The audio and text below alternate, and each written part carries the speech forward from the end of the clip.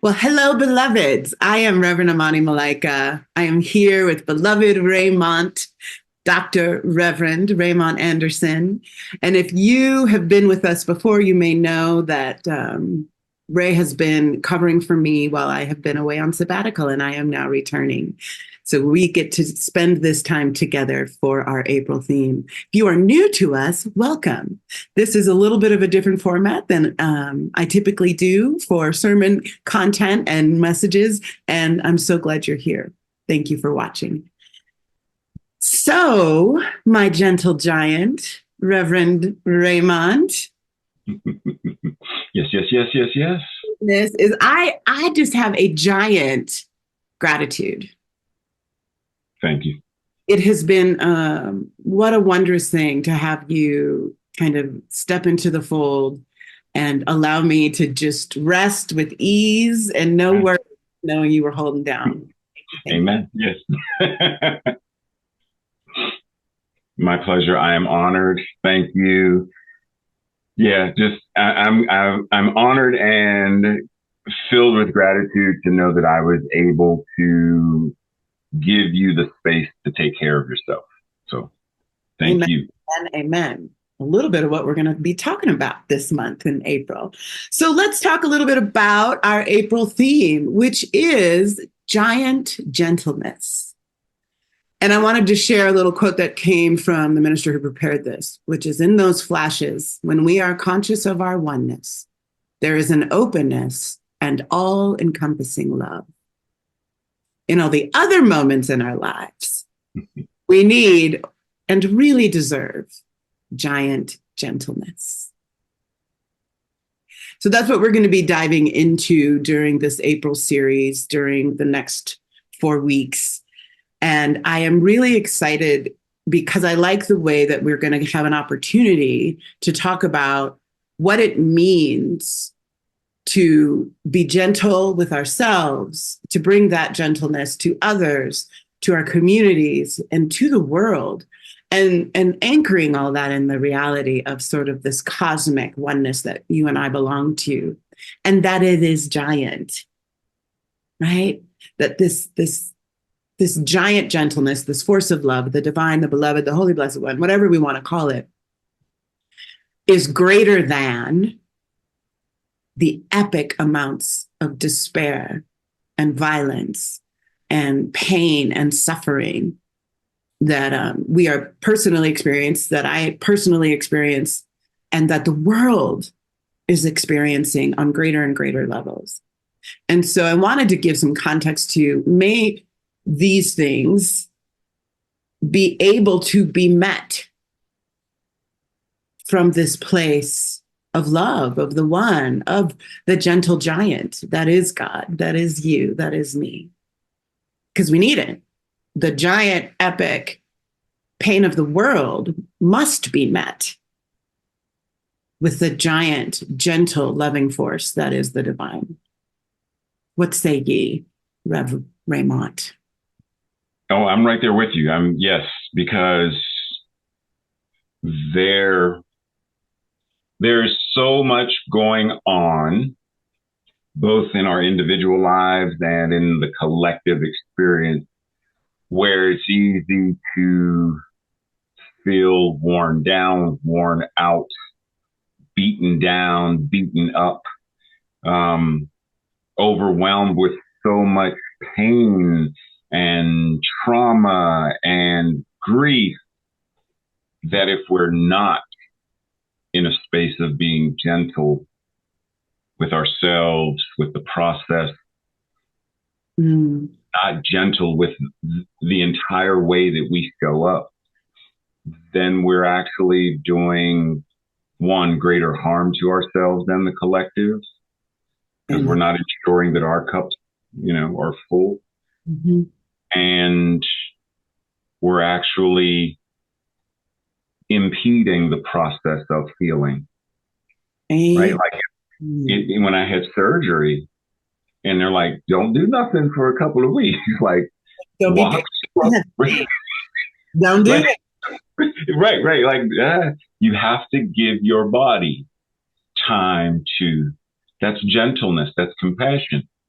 Well, if I'm going to do that with my body post surgery, am I doing that with my heart and my mind post argument or post activism or even simply, scrolling through? Wait a minute, the police shot enough.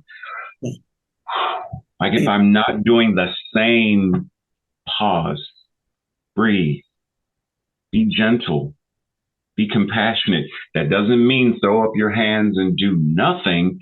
It means right now, what do you need to do for you? Amen. Because you can't do something for another if you're not making sure that you're taken care of, that you have the capacity. Breathe. So, yeah, I'm right there with you 1000%. Amen. Amen. So, beloveds, may you welcome in the gentle and giant nature of the Holy Blessed One. May you be blessed by it more and more and more throughout this series. I love you so much. So glad you're here. I want to invite you to get obsessed. I want to invite you into a sweet and powerful, positive obsession. And you can join me by doing this. There's several things that are freely offered, no financial requirement. You can get a phone call and a text every day from our prayer warriors, our practitioners. It's called Spirit Calling, delivered directly to your phone. You can sign up for the app that we have built, where you get a message and journal prompts and recommended spiritual practices, an opportunity to get connected in community with other wonderfully obsessed humans through our small groups. And all of these things you can find on our website, abqcsl.org. It is my deep, deep, deep desire to invite you into yourself and your own powerfully divine nature, and to invite you into building this unquantifiable number of people who are so sweetly obsessed with our inherent connection and manifesting that audaciously in this world, as this world. I'm so glad you've been with us.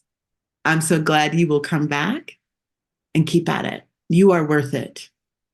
Love is worth it. Gentle cosmic-ness. Gentle cosmic. Yeah. Gentle cosmic-ness. When I was thinking about this topic and getting to talk to you, Raymont, I got so excited. I was like, oh, the places we could go. Right. I'm thinking, Wakanda forever. I'm thinking comic heroes. Right. Yeah. A whole bunch of things. So I'm excited to get into it. But I have a quote that I wanted us to just maybe think about for a moment, who is one of my favorite Afrofuturists, which for me is a place to look around this gentle cosmic-ness, right? Is when we get beyond our own bodies, when we get beyond our families and beyond our own communities and beyond even our own world, to understanding this much greater cosmic reality that we belong to. Octavia Butler works for me.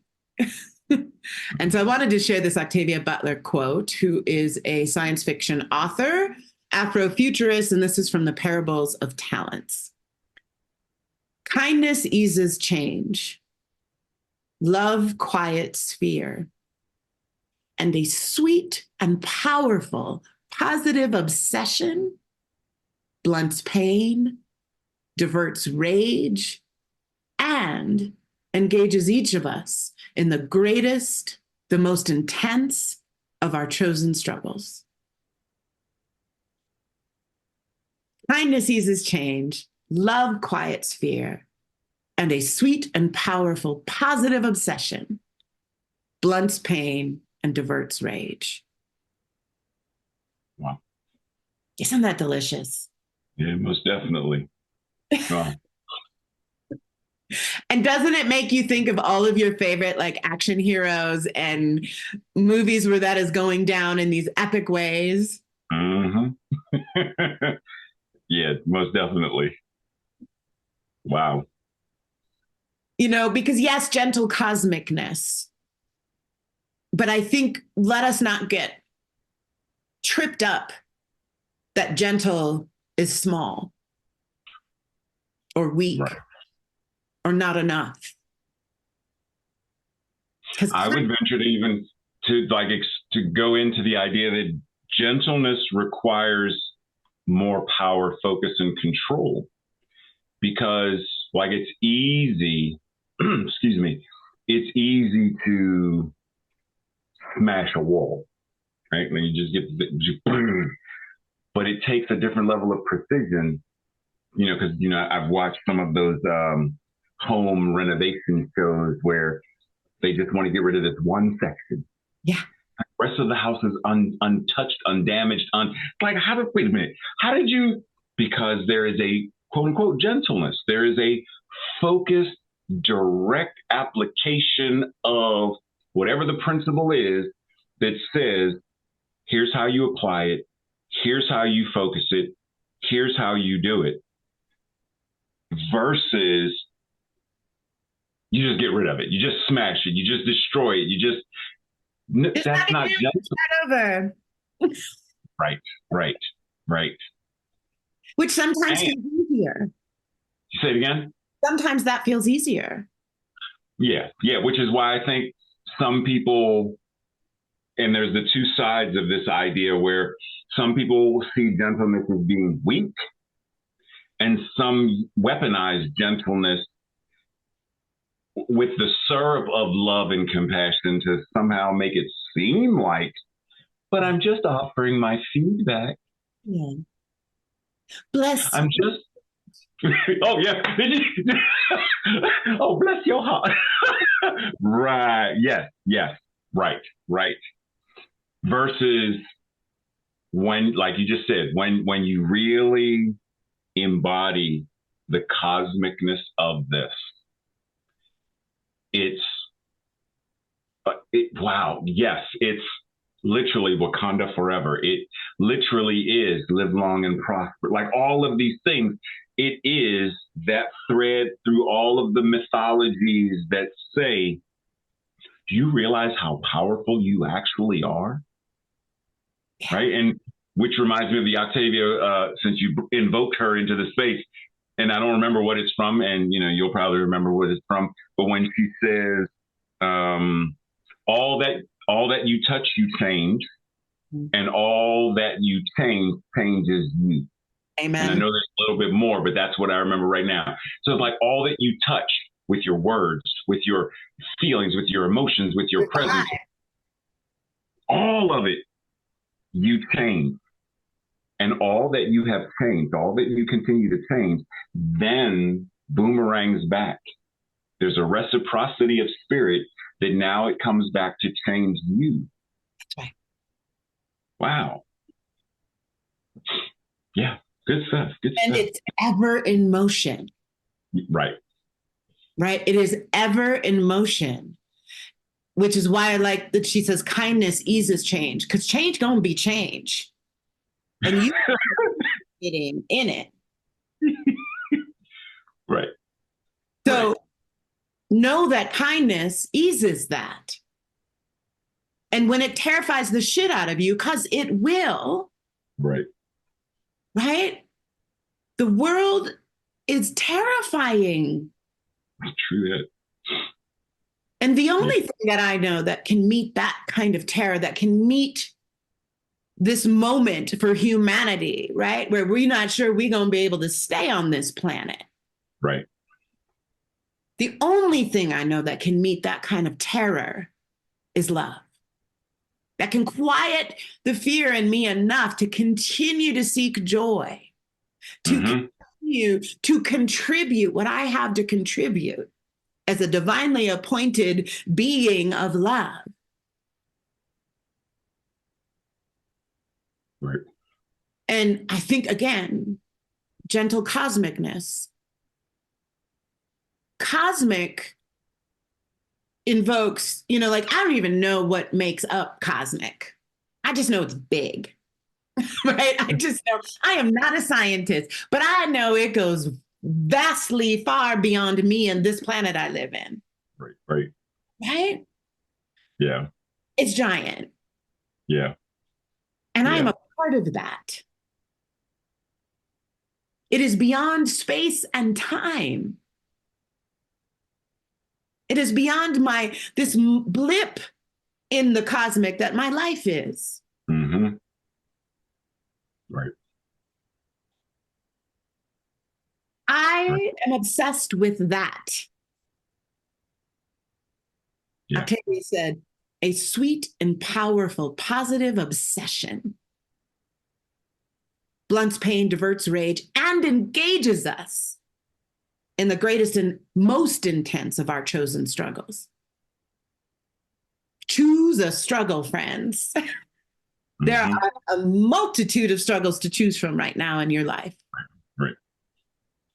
And know that a sweet and powerful positive obsession engages you in that struggle in a way that matters. You know, my vision for my ministry, and nobody liked this when I was in ministerial school. I got a lot of flack. I didn't say it out loud much. But I can't help it. The spark of the divine sparks the vision it sparks. It's Yes, just it the does. vision I got that I was given. Mm-hmm. An army of folks practicing oneness. That's my vision. An unquantifiable number of people sweetly and powerfully and positively obsessed with the divine, their own divinity and the divinity that connects them to all that is. That is my vision. What if we became obsessed?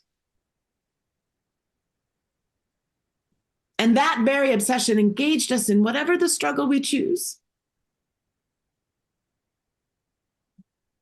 Right. Right. I think a better way to live ourselves into a fantastic future. I think it's the only way. I mean, if okay, so you just said a whole bunch of stuff. You got the hot opinion in there. I'm chatty. Okay. Oh, good stuff. Good stuff. Okay.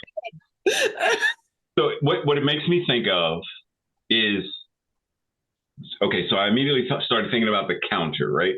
Those who have been obsessed with war and what war means and what war gives them is what created war in the first place. They were obsessed with getting stuff, taking stuff, and their interpretation of power and what that means. Those who landed here on Turtle Island were obsessed with manifest destiny and land as far as the eye could see and just get rid of them and we'll take it, for God has so ordained this land to us. Because we are the chosen people. They were obsessed with. So it's the same kind of, so now, per your invitation, is shifting our consciousness to be obsessed with love and evolution and oneness and unity and nurturing and support is the vaccine, is the remedy for this consciousness that is plaguing, right? Like, because once again, to talk about the broad slope, broad swipes, broad whatever it is, it's how am I supposed to get rid of war and racism and by being obsessed with the healing energy and power? That's how. You don't have to do it all. You do your part. My lungs don't do everything for my body. My lungs have nothing to do with digestion. My lungs do what is theirs to do in cooperation with the entire system.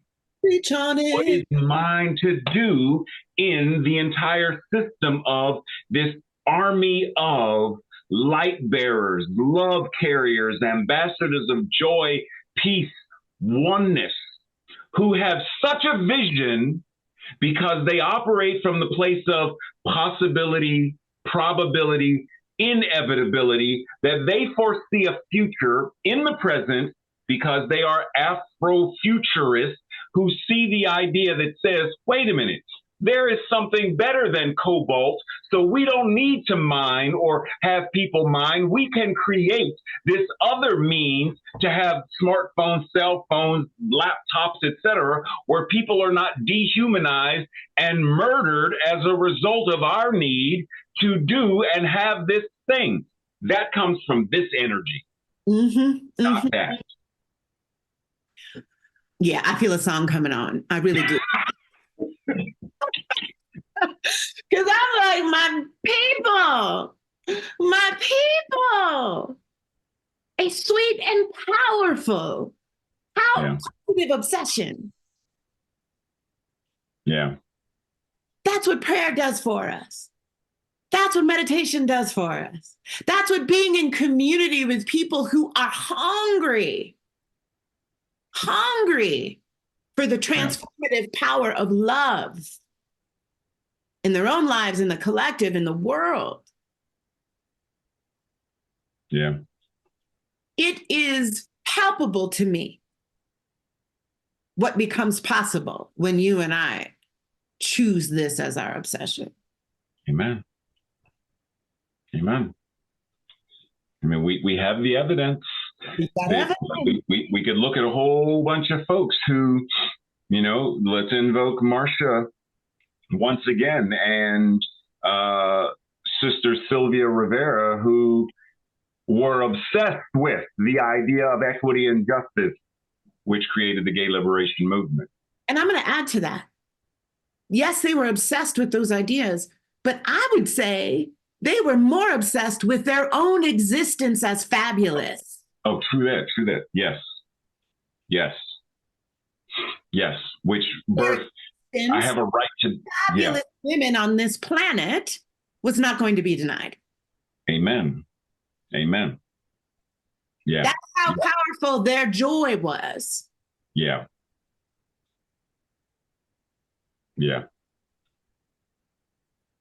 True that.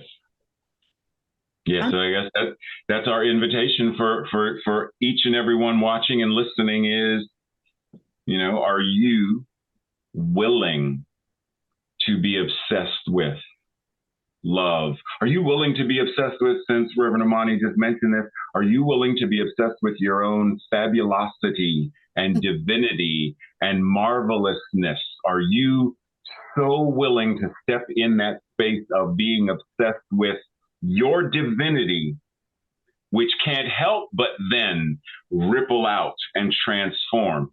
Because the moment we step into that space, if someone is, whatever they're obsessed with, whatever they're quote unquote addicted to, they're going to seek it out because there's a need for it. Whatever that is, a biological need, there's a need for it.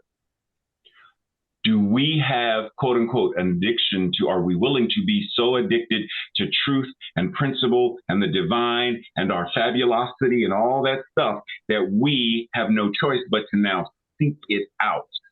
Everywhere. We want to find, yo, Amani, you got that love and unity? I'm looking for some. Like,